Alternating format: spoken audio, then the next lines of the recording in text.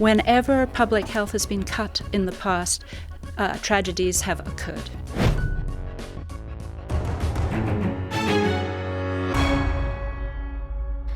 The chorus of criticism over Ontario's spending cuts is getting louder. 10 former health ministers from all three major political parties have sent a letter to the Ford government imploring it to stop what they say is an attack on public health, writing, "Public health officials and elected leaders across Ontario have rightfully spoken out against these cuts and the danger they pose to critical and often life-saving public health programs. It puts the prosperity of our communities and our entire province at risk." The letter goes on to say funding must be restored.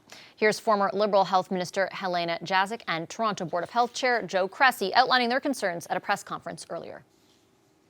It is an absolutely vital linchpin in the system across this province for the health of Ontarians. I've never seen a letter signed by 10 former ministers of health. In my time, I can't think of another moment like that, precisely because public health isn't and shouldn't be partisan. The province's public health units run services like vaccination programs, infectious disease outbreak investigations, and restaurant inspections. Last month, the Ontario government announced it was cutting some funding to those services as it works to wipe out an $11.7 billion deficit.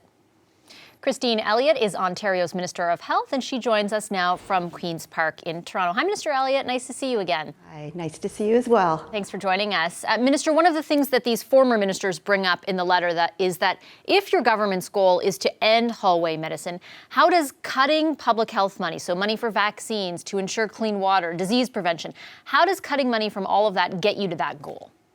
Well, none of that is going to happen. What's actually happening is a responsible approach over several years to change slightly the ratios that municipalities and public health units will be receiving. But there certainly is an expectation that the essentials of public health will continue. That will include vaccinations, that will include checking and making sure that water is safe and clean to drink, making sure that the breakfast programs for students can continue, that maternal health is cared for, special needs students are cared for. Those are the essentials of public health, and that is our expectation, as well as the expectation of the people of Ontario, that will continue. Minister, how are they slight reductions? In Toronto, for example, by 2021, they'll go from cost-sharing levels of 100% to 50%. They're saying that just in this year alone, that's going to require cutting $65 million for public health in the city of Toronto. How is that a slight reduction? That is not correct. Actually, what's going to happen, it's going to go from 75-25 to 50-50 over 3 years. For the City of Toronto, that will mean $33 million in the first year, rising to $42 million by the end of year 3. But at the same time, there are also some provisions in public health that are going to be moved up to the province. We just recently announced a $90 million annualized program for dental programs for low-income seniors. Those programs were previously provided by local health units, but that is being uploaded to the provincial level. So I look forward to sitting down and speaking with the mayors and public health units to settle those details. I have sent a letter both to Mayor Tory, the City of Toronto, as well as to the Association of Municipalities of Ontario, to establish technical working groups that will establish the boundaries and also the services that are going to be covered with respect to the new local regional health unit. So I just want to be clear for our viewers, because the City of Toronto has released a set of numbers. They're saying they've already passed, obviously, the 2019 budget. The estimated funding loss for Toronto Public Health, they peg at $65 million. And you're saying it's not that? No, it is not. It's $33 million. We've had a number of conversations with the City of Toronto about that. They are using a different funding formula, but we are looking at the actual numbers, and the actual numbers are $33 million in the year 1, going up to $42 million in year 3. So what should they cut $33 million from? That will be up to them to decide, but they will be expected to provide. It could be clean water, it could be breakfast programs. It will not be, because that cannot happen. They need to provide the essentials of public service and public health. What we needed to do when we took over government last year, we inherited a $15 billion deficit from the provincial Liberal government before us for 15 years. That is a huge amount of money, and people elected us to find 4 cents on every dollar in public spending to make sure that we could continue to provide the services that people count on most. We're asking municipalities to do the same. Well, actually, you made a promise to cut 4 cents on the dollar in efficiencies. This is cutting actual program spending. We talked about finding the programs that that make the most difference to people, that make the most use of public funds. Certainly the essentials of public health are the vaccinations, clean water supply, and so on. That is our expectation. We are providing the City of Toronto with $114 million. If they sit down and go through the hard work of the line-by-line review of all their programs and spending, as we had to do provincially, I am sure that they will be able to provide those essentials of public health that everybody in Ontario counts on. You know, you certainly have a point around the size of the deficit, and I think there are a lot of Ontarians who would agree that is a big deficit, and that, you know, there could be work done to find, you know, quote unquote efficiencies over time.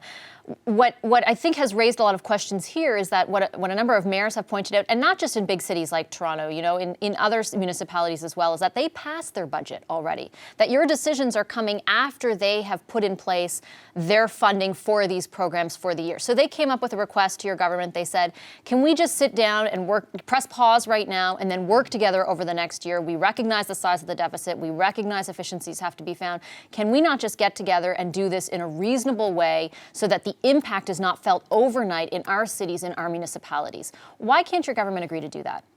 Well, we've already taken that into account. This is a 3-year program. This isn't something that we're requiring municipalities to do overnight with respect to the budgets that were put in place. We Isn't also it, though? inherited Isn't that a budget money that no, it should not be. And in fact, when our government was elected with the requirement to be financial stewards of the people's money, the taxes that people pay, there should have been an indication on the part of municipalities that they would be expected to play their part too. That's all we're asking them to do. They should have guessed that they would have to cut $33 million from public health this year? Is that really fair? No, but they would have known that there would be, we're looking for efficiencies. We have had to do that. We think it's only fair that municipalities do the same, that all levels of government need to do that, respect the taxpayers' money, and make sure that we invest in programs that are really going to make a difference. So in the case of the City of Toronto, for example, if we look at their overall budget, they have spent $10 million on a fleet of vehicles that are hardly ever used, and then they pay people for personal mileage. That doesn't make sense to many people. It also doesn't make sense for them to spend hundreds of thousands of dollars on tree maintenance, for watering dead stumps. That's not a good use of public money. So, Minister, with respect, why not work with them on those kinds of programs rather than attacking public health? We are working with them, but they have their own responsibilities municipally. We have our responsibilities provincially in the area of public health.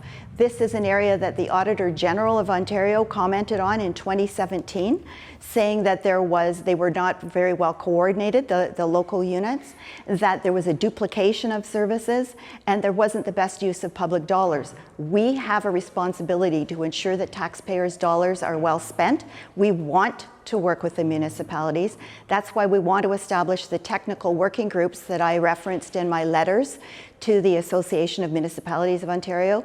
We want to sit down with them and figure out what the province should be delivering in the case of the low-income dental and some of the anti-smoking programs, for example, and what the municipalities can deliver on. But I think it's also important to note that with respect to the letter that was signed by some of the former ministers of health, some of them were ministers some time ago, some as far as 40 years ago. The delivery of healthcare services has changed dramatically in Ontario. We are modernizing our entire healthcare service, and we're modernizing our public healthcare service as well. So you're modernizing, something we can work on. I understand that you're modernizing it, but others would say that you're cutting funding from it. And just to that point that you brought up in the 2017 Auditor General's report, they did cite an expert panel that talked about reducing the number of units, but they also said that they found significant inefficiencies exist because there are limited formal systems in place to coordinate their activities. Will you be, for example, implementing those kinds of systems? Yes, absolutely, we will be. That's part of the whole idea behind the consolidation of the 35 agencies into 10. It's to find those savings so that those local boards can concentrate on the issues that are important in their geographic area, and that some of the bigger picture issues can be dealt with by the province, like the low-income dental program, like some anti-smoking programs.